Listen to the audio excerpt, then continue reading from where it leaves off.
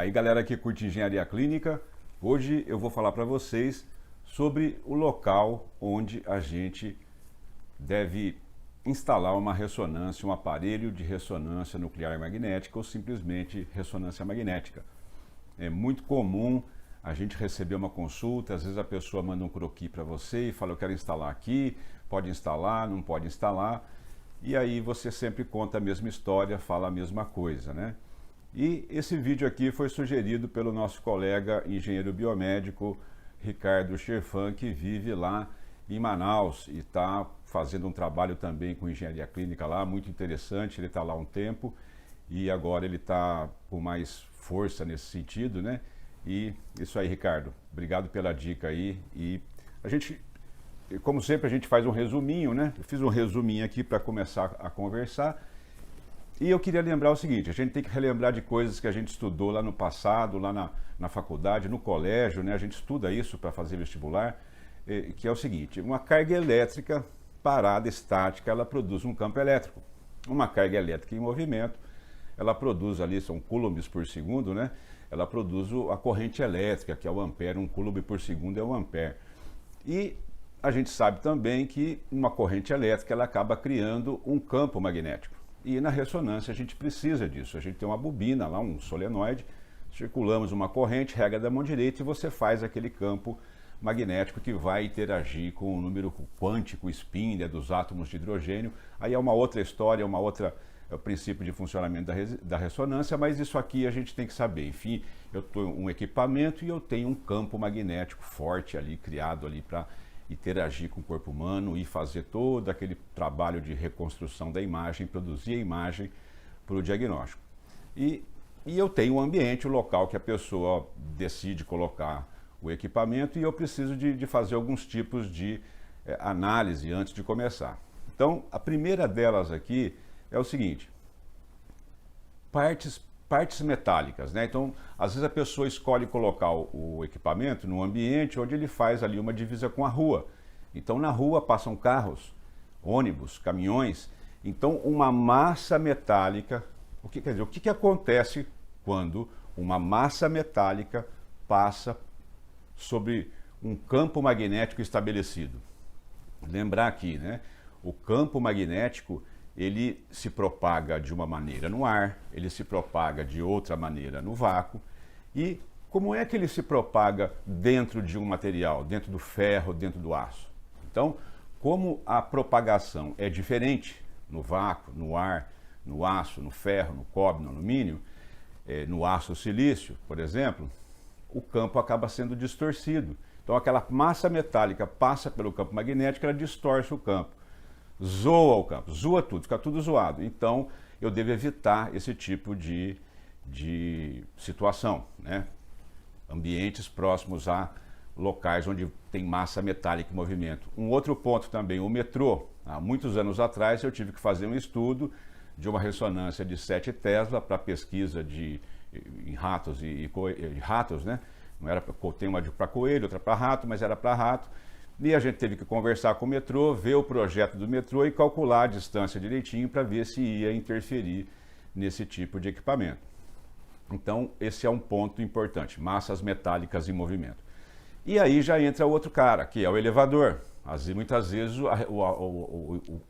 o comprador ou o dono do hospital, o hospital decide colocar um local onde eu tenho um elevador, que é uma massa metálica que está subindo e descendo ali e acaba distorcendo o campo, causando problemas no campo.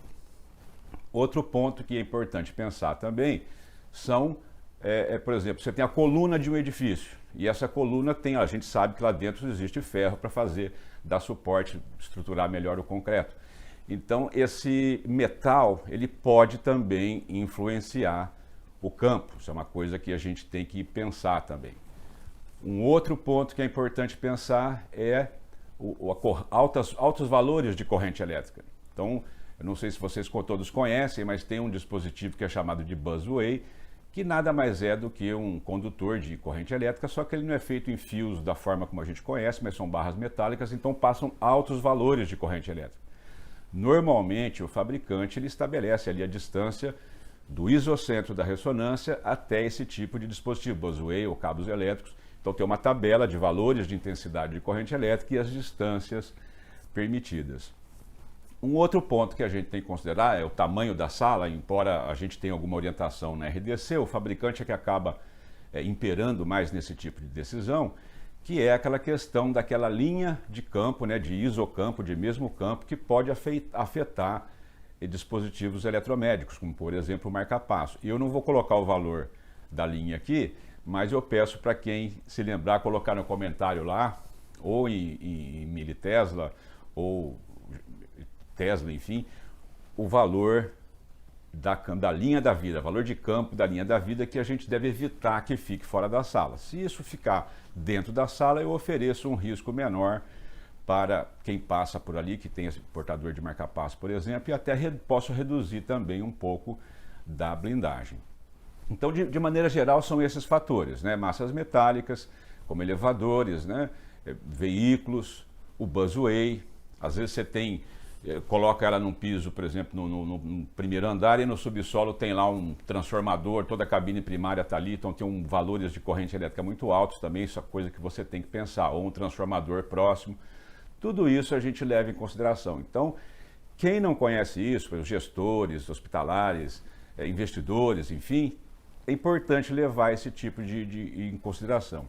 Em última instância, quem vai decidir isso é o fabricante, porque é responsabilidade dele colocar ali, definir o local. Então, é comum, eu já falei isso em outros vídeos, é comum que o fabricante, por exemplo, o hospital não existe ainda, então não tem corrente elétrica, não tem nada, só tem a laje ali, ele vai ali, bota ali um acelerômetro, coloca uma antena ali para medir as interferências que existem no local e a vibração do local, porque a vibração varia ali o isocentro, então acaba afetando o processo de medição. Eu também já fiz 2 vídeos aqui no canal falando sobre os site plannings, né? Antigamente era difícil você conhecer o site planning, você só conhecia depois do processo de decisão ou no processo de negociação. Mas a gente encontra, eu deixei 2 vídeos no canal mostrando como acessar o site planning de fabricantes, se eu não me engano foi da General Electric que eu coloquei, ou da Philips, e o da Siemens. Então, como que você acessa esses sites plannings?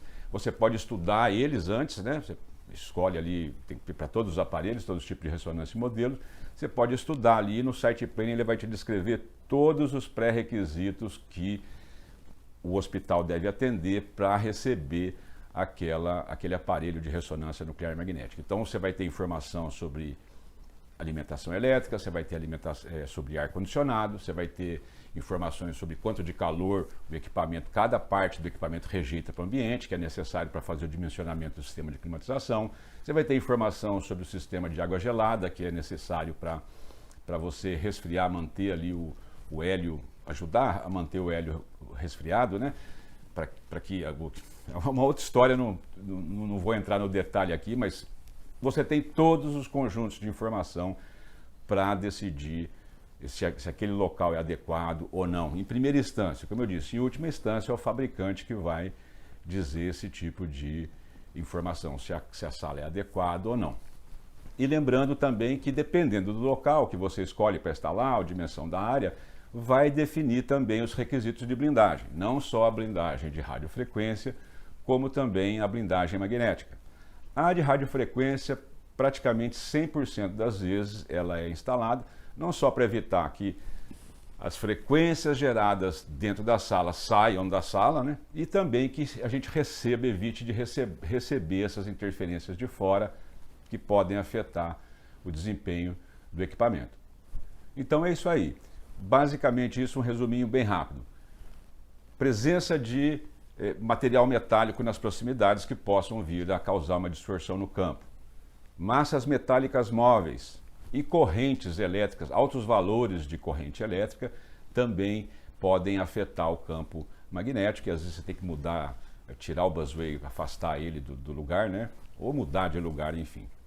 Tá? Então, para você orientar as pessoas que te consultam com relação a esse tema, tenha isso em mente. E para ficar bom mesmo, ficar cada vez melhor, consulte ali, pega ali o vídeo ali que mostra onde que está, onde você pode achar o site plannings, pega um ou dois de 2 fabricantes, 2 de mesmo intensidade, né, de campo, 1,5 Tesla, compara ali 2 fabricantes, estuda os 2 site plannings, que você vai ficar muito melhor, muito mais em condições. E mesmo que a gente não faça isso todo dia, você estuda uma vez, quando te consulta, você faz um novo estudo, acrescenta ali, fortalece o seu conhecimento e você pode fazer uma orientação mais pertinente e evitar, né, que as pessoas tomem a decisão errada. Muitas vezes a pessoa ela quer colocar ali porque ela quer e não justifica isso. Aí faz assim, todo o trabalho e quando você chega para falar com o fabricante acaba ouvindo o que você tem que falar, que já estudou ali previamente o local e acaba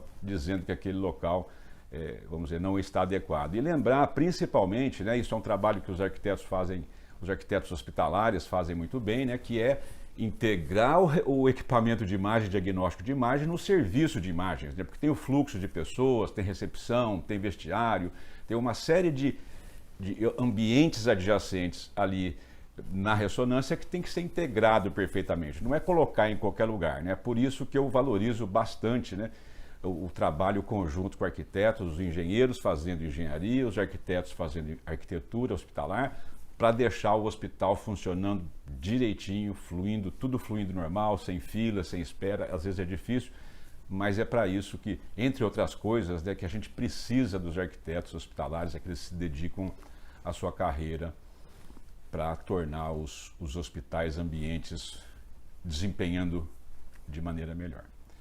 Então é isso aí que eu queria falar. Quero também pedir para você se inscrever no canal. Muita gente ainda assiste o canal e não se inscreve. É muito simples, você cria uma conta ali no YouTube e você passa a receber informações do YouTube, você se inscreve em outros canais, ele te avisa quando chega vídeo, você pode comentar, você pode dar like, dislike, enfim, você pode fazer, você fica mais flexível tendo uma conta no YouTube, vai te ajudar bastante a estudar outras coisas, tá? Então se você está gostando, se inscreva, compartilhe esse vídeo, encaminha para um profissional da área da saúde, que não seja da área de engenharia. Tudo isso aumenta demais a relevância do tema engenharia clínica nas redes, engenharia biomédica nas redes, arquitetura hospitalar, enfim. E isso é bom para nós, porque nossa profissão vai ficar mais conhecida e mais hospitais, estabelecimentos de saúde vão poder lançar a mão do conhecimento que a gente se dispôs a obter, praticar, para tornar as organizações mais seguras, né, para o paciente, para o trabalhador, enfim. Então é isso aí. E no mais, aquele muito obrigado pelo seu tempo. Valeu!